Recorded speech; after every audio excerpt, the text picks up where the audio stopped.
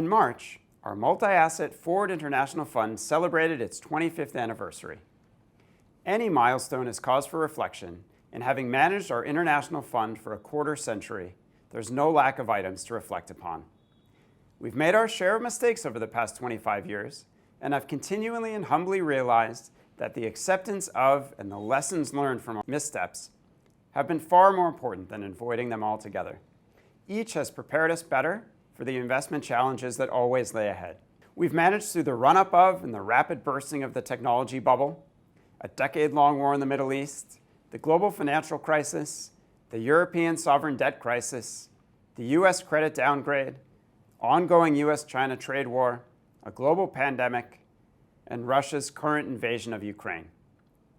Through the period, interest rates, as exampled by the U.S. 10-year, have ranged from 7% to 60 basis points, with real rates clearly and solidly negative.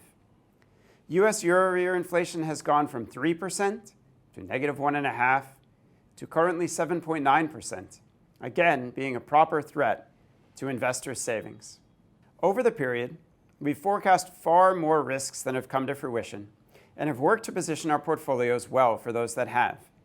We haven't positioned the portfolio for binary outcomes, but rather have striven to construct an all-weather fund which provides investors with inflation-beating returns regardless of environment. Having never set out to be one of the longest tenured managers in the category, by virtue of outsurviving so many, we now find ourselves in this position.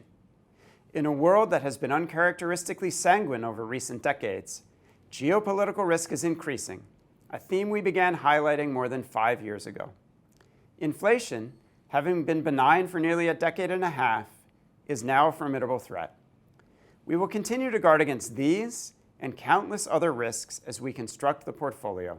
Though never ones to rest or rely on past performance, it is both fitting and humbling that as we close the books on the 100th quarter we've been managing the fund, we do so having posted one of the best quarters in the fund's history relative to equity markets.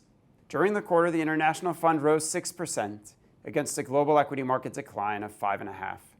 Finally, and most importantly, we want to thank all of our investors for entrusting us with your capital.